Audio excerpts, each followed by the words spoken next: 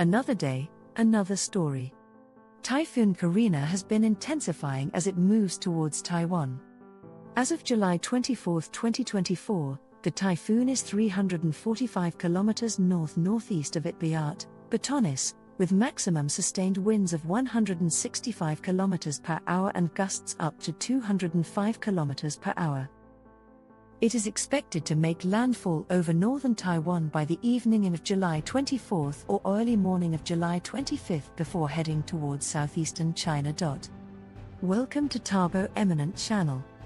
In the Philippines, the areas under Tropical Cyclone Wind Signal, TCWS, number 2, including Batanes, can expect winds over 62 km per hour, while TCWS number 1 is in effect for the Babuyan Islands, northern Cagayan, and northern Ilocos Norte. Heavy rainfall is anticipated in Batanes and the Babuyan Islands, with 50 to 100 mm expected from July 24 to July 25. The southwest monsoon, enhanced by Typhoon Carina, will bring moderate to intense rainfall across western Luzon until July 26, posing risks of floods and landslides in vulnerable areas. Carina is forecast to steadily intensify and may reach its peak intensity prior to its landfall over Taiwan due to favorable environment, Pagasa's advisory read. Impact of Typhoon Carina. Overview and path. Typhoon Carina, known locally as Gayami, has significantly intensified as it heads north-northwest towards Taiwan. As of the latest advisory from the Philippine Atmospheric, Geophysical and Astronomical Services Administration, Pagasa, the typhoon has reached maximum sustained winds of 165 km per hour, with gusts of up to 205 km per hour. Currently situated 345 km north-northeast of Itbayat, Batanes, Carina is expected to make landfall over northern Taiwan by the evening of July 24 or early morning of July 25, before moving towards southeastern China. Effects in the Philippines. Despite not making landfall in the Philippines, Typhoon Carina has caused significant weather disturbances, particularly in northern Luzon.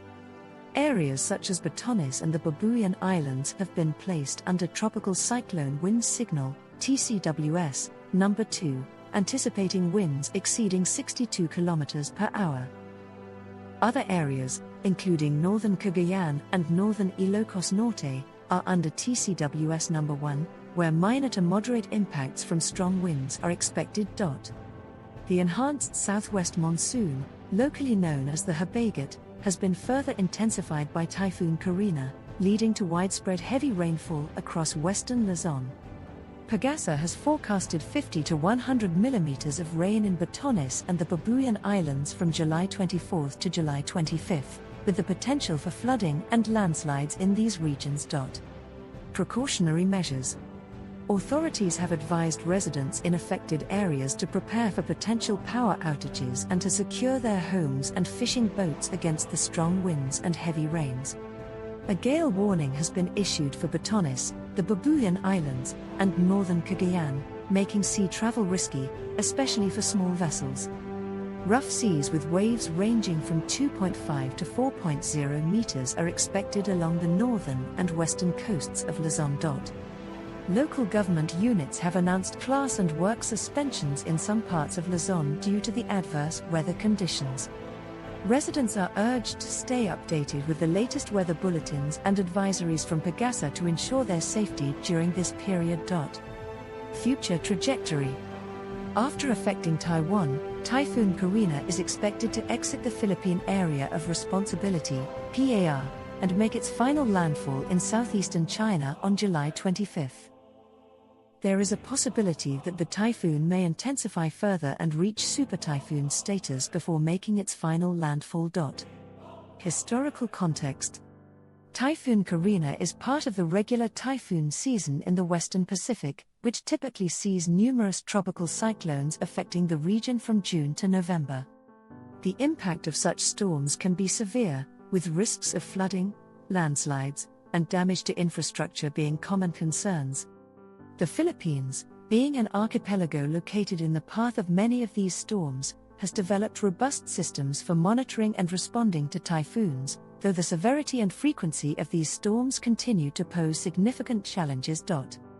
For more detailed information, you can visit the Pagasa website and follow updates from local news sources such as GMA Network and Rappler. Expanded impact and developments of Typhoon Carina. Human and economic impact. Typhoon Carina has had a profound impact on the northern regions of the Philippines.